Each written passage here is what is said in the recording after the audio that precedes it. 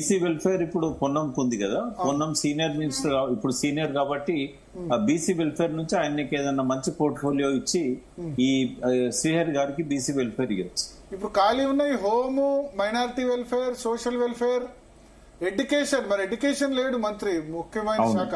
అవును, వివేక్ ఎడ్యుకేషన్ కూడా ఇవ్వచ్చు, చెప్పలేము. అవకాశం ఉంది. ఎడ్యుకేషన్, మున్సిపల్ రెండు ఇవ్వచ్చా? పొన్నంను బీసీ వెల్ఫేర్ నుంచి తప్పిస్తారని నేను అనుకుంటున్నా. ఆయనకి ఏదైనా మంచి శాఖ ఇస్తారేమో. ఓకే, శ్రీహరి గారికి బీసీ వెల్ఫేర్ ఇవ్వచ్చు. అంటే పాత మంత్రుల శాఖలు కూడా చేంజ్ చేస్తారా? చేస్తారు కదా, తప్పకుండా అవకాశం ఉంది. పాత లేకుండా ఓన్లీ రేవంత్ రెడ్డి దగ్గర ఉన్న హోము, మున్సిపల్ అడ్మినిస్ట్రేషన్ ఇవి మాత్రమే డిస్ట్రిబ్యూట్ చేస్తారా? అట్లేం ఉండదు. కేబినెట్ రీషఫుల్ అన్నప్పుడు శాఖలు మారుతాయి. మార్చొచ్చు, మారకుండా కూడా ఉండొచ్చు. అంటే ఇప్పుడు నాకు తెలిసి మారుస్తారు పాత కూడా. ఇంకెవరెవరి మార్చొచ్చు శాఖలు? ఎందుకంటే రేవంత్ రెడ్డి గారు పెట్టుకున్నాయండి చాలా ముఖ్యమైన శాఖలు. ముఖ్యమైన శాఖలు కొత్త వాళ్ళకి ఏమి ఇస్తారా? అవి కొత్త వాళ్ళకు చిన్న శాఖలు ఇచ్చి వాళ్ళకు సీనియర్స్ కి ముఖ్యమైన శాఖలు ఇస్తారు. ఓకే. సో మోస్ట్లీ మిగతా మంత్రుల ఇంకా వేరే ఎవరైనా శాఖలు మారుతాయా? చెప్పలేము, ఇప్పుడైతే ఇవే ఉంటాయి. ఓకే. సో ఓవరాల్ గా ఇప్పుడు రాజగోపాల్ రెడ్డికి అయితే మంత్రి పదవి దక్కదన్నారు. మరి ఆయన పార్టీలో కంటిన్యూ అవుతారా? అంటే ఇక అది వాళ్ళ బుజ్జగింపులను బట్టి ఉంటది. వేరే ఆల్టర్నేటివ్ అందుబాటులో లేడు, ఫోన్ స్విచ్ ఆఫ్. ఆయన కోపం నాకు తెలుసు. కాంగ్రెస్ లో ఒక్కరు కూడా బయటికి పోరు. భరత్ గారు బయటికి పోయి శాసించేంత చిన్నారెడ్డి లాంటి శక్తి ఉన్న కాదు వీళ్ళు. ఓకే, వీళ్ళంతా భరత్ గారు, మా ఊరు రామప్ప ఒక పక్కన కేశాపూర్ ఏమో రాజగోపాల్ రెడ్డి గారు అత్తగారు, వేణుగోపాల్ రెడ్డిదేమో మా అత్తగారు ఉన్న ఊరు. మేమందరం కూడా పక్క వాళ్ళం, చిన్నప్పటి నుంచి ఒకరికో తెలిసిన వాళ్ళం. రాజగోపాల్ రెడ్డి గారు కొంత ఆవేశం, కోపం ఉంటది, బట్ అడ్జస్ట్ అవుతాడు, లాస్ట్ కి అడ్జస్ట్ అవుతాడు. కానీ అల్టిమేట్ గా ఇప్పుడు కాంగ్రెస్ లో అతి తక్కువ అసంతృప్తి ఇదే కదా, మంత్రివర్గ విస్తరణ ఎప్పుడైనా. అంటే ఇప్పుడు అక్కడ ఉన్న పరిస్థితిని బట్టి ఇంతకంటే ఏం చేయలేదు కూడా. మోస్ట్లీ కొత్త ఎమ్మెల్యేలు గెలిచారు కాబట్టి ఇది పరిస్థితి. అవును, 40 మంది దాదాపు కొత్త వాళ్ళు ఉన్నారు కదా, పోటీ పెద్దగా లేదని చెప్పవచ్చు. ప్రకాశాన ఒక విషయం, కాంగ్రెస్ పార్టీలో ఒకప్పుడు ఇందిరాగాంధీని వ్యతిరేకించిన నీలం సంజయుడో, కాసు బ్రహ్మానందుడో, లేకపోతే మర్రి చెన్నారెడ్డి, రాజశేఖర్ లాంటి వాళ్ళు కాంగ్రెస్ ఇప్పుడు లేరు. ఇయ్యకపోతే అలుగుతాం పోతాం, అట్లేముండదు. అంత సీన్ లేదు వీళ్ళకు. వీళ్ళంతా వ్యాపారస్తులు, ఎక్కువ కొత్త వాళ్ళు ఉన్నారు కదా, కొత్త వాళ్ళు కాబట్టి 64 మంది 40 మంది వాళ్ళు ప్రొఫెషన్ పొలిటీషియన్స్. వాళ్ళు పదవులు ఉన్నా లేకున్నా చేసి అనుకునే సాధించుకునేటోళ్ళు, ప్రజల బలం ఉన్నోళ్ళు. వీళ్ళు అట్లా కాదు, వీళ్ళు రూపాయి పెట్టి 2 రూపాయలు ఎట్లా కొట్టాలని చూసేటోళ్ళు. వీళ్ళతోనేమైతుంది, వీళ్ళు ఎడిపోతారు.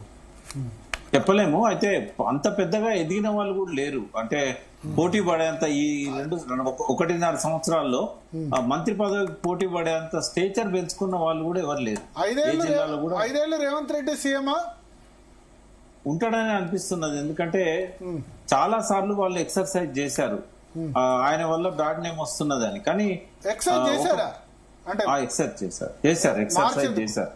48 గంటల కింద కూడా ఎక్సర్సైజ్ చేశారు. అవునా? బట్ ప్రాబ్లం ఏంటంటే ఇప్పుడు ఆయన తీసేస్తే ఆయనే ముఖ్యమంత్రిగా మళ్ళీ ఇంకొక పార్టీ సపోర్ట్ తోనే వచ్చే అవకాశం ఉంది. అవునా? బీజేపీ అంటే బీజేపీ మజ్లిస్ ఆబ్సెంట్ అవుతుంది, అవసరమైతే టీఆర్ఎస్ నుంచి కొంతమందిని లాక్కుంటారు. బట్ ఏది ఏమైనా కూడా ఆయన టచ్ చేసే పరిస్థితి ఇప్పుడు లేదు. ఎందుకంటే కొత్తగా ఎలక్ట్ అయిన ఎమ్మెల్యేలు ఉన్నారు. మీరు అన్నదాన్ని నేను నిన్న ఒక కామెంట్, నిన్న దత్తాత్రేయ ఆత్మకథ పుస్తక ఆవిష్కరణలో ఆయన ఏమన్నానంటే, నా స్కూలింగ్ అంతా BJP, college days Chandrababu Naidu, ఉద్యోగం చేస్తుంది రాహుల్ గాంధీ దగ్గర అని చెప్పారు. ఉద్యోగం అనే మాట అనడం అనేది ఆయన అసంతృప్తిని వ్యక్తం చేస్తున్నట్టుగా కనబడుతున్నది. ఎందుకంటే నిన్న మంత్రివర్గంలో పేర్లు ఖరారైన తర్వాత ఈ మీటింగ్ కి వచ్చాడు ఆయన. అవును, కాబట్టి చాలా ప్రమాణ స్వీకారం చేయించి వచ్చారు కదా, ఆ ఫ్రస్ట్రేషన్ అనేది ఆయన ఆ ఉద్యోగం అనే కాడ వచ్చింది. అందుకే మేము అనేది కూడా ఏంటంటే స్వయం పాలనను పక్కకు పెట్టేసి మళ్ళీ ఢిల్లీ బాద్షాల దగ్గర ఇవాళ మోకరిల్లాల్సిన పరిస్థితి తెలంగాణకు వచ్చిందని మాకు బాధ. అదొకటి మీరు చెప్పేది, సీఎం రేవంత్ రెడ్డిని మార్చరు అంటే అధిష్టానం కూడా అంత బలహీనంగా ఉన్నట్టే లెక్క కదా, ఉన్నది కదా. ఎందుకంటే ఎప్పుడంటే మార్చగలిగింది. ఎందుకో అంటే బీజేపీ బలంతో ఆయన మళ్ళీ అవుతారన్న ఉద్దేశంతో స్ప్లిట్ చేయగలరా? అంటే ఇక్కడ చంద్రబాబు ఆంధ్రలో ఎప్పుడైతే వచ్చాడో రేవంత్ రెడ్డి గారికి కొండంత బలం వచ్చింది. ఎందుకంటే మోడీ గారి దగ్గర ఇబ్బంది ఏం లేదు రేవంత్ రెడ్డి గారికి. ఏదున్నా కూడా చంద్రబాబు నాయుడు మేనేజ్ చేయగలుగుతాడు. ఒకవేళ కనుక ఇక్కడ కాంగ్రెస్ తీసేసినట్టయితే ఆయన మళ్ళీ ముఖ్యమంత్రిగానే కంటిన్యూ అవుతాడు, అందరు సపోర్ట్ చేస్తారు, ఆయన పడిపోడు. కాంగ్రెస్ ఎమ్మెల్యేలు బీజేపీలోకి రావాలి కదా, వస్తారా? బీజేపీ గవర్నమెంట్ కాదు, రేవంత్ రెడ్డి గవర్నమెంట్ కు వీళ్ళు సపోర్ట్ చేస్తారు. బీజేపీ ఇప్పుడు ఆయన 35-40 మంది ఉన్నారు ఇవాళ రేవంత్ రెడ్డి గారితో. భరత్ గారు మరి 30-40 మంది ఉన్నాక ఇంకెందుకు చేంజ్ అవుతుంది? చేంజ్ చేయరు కదా. చేంజ్ చేయాలని వాళ్ళకు ఉంది ఈయన పనితీరును బట్టి. ఎందుకంటే పనితీరే కాకుండా చంద్రబాబు నాయుడుతో ఉన్న లింక్స్, దానివల్ల వాళ్ళు చేంజ్ చేయాలని అనుకున్నారు. మనవాడు కాదు అని. రెడీయా రేవంత్ రెడ్డి బయటకు వస్తే? మరి చూడండి, రేవంత్ రెడ్డి బయటికి రాడు. రేవంత్ రెడ్డిని కాంగ్రెస్ పార్టీ తీసేది, తీసేసేంత దమ్ము అధిష్టానానికి లేదు. అధిష్టానం వీక్నెస్ ఎన్క్యాచ్ చేసుకుంటాడు తప్ప. మీ మీద భయంతో ఎందుకు తీసే? రేవంత్ రెడ్డి కూడా 40 మంది ఎమ్మెల్యేలు ఏం లేరండి. కాంగ్రెస్ ఎమ్మెల్యేలు కాంగ్రెస్ తోనే ఉంటారు. నేను చెప్తున్నదా, కాంగ్రెస్ ఎమ్మెల్యేలకు అంత ఇండిపెండెంట్ గా పోయి గట్స్ వాళ్ళకు లేవు. ఇప్పుడు కాంగ్రెస్ ఏమంటది, ఒకవేళ మారుస్తా అనుకో, ఆయన మారుస్తా అంటే ముందే ప్రిపేర్ చేసి ఇంకెవరినో తయారు చేసి వాళ్ళని చేస్తాం అనగానే వాళ్ళు ఖతం కాంగ్రెస్ ఎమ్మెల్యేలు బయటికి రారు. ఎందుకు వస్తారు చెప్పు? అంత ఈజీగా ఉండదు కదా. వాళ్ళు చేసుకుంటారు కదా, చేసుకుంటారు. యువతలు ఎవరు చాలా ఈక్వేషన్ అంటే నీకు 30 వాళ్ళు వేసుకున్నారు. ఒకవేళ రేవంత్ రెడ్డిని దించితే ఏంటి పరిస్థితి అనేది కూడా వాళ్ళు అంచనాలు వేసుకున్న తర్వాతనే ఇంకా దించొద్దు అనే ఒక నిర్ణయానికి వచ్చారు. కాబట్టి 5 సంవత్సరాలు రేవంత్ రెడ్డి ఉంటాడు. So Revanth Reddy becoming stronger. Stronger and with BJP support ఎప్పుడైనా ఉంటుంది ఆయనకు.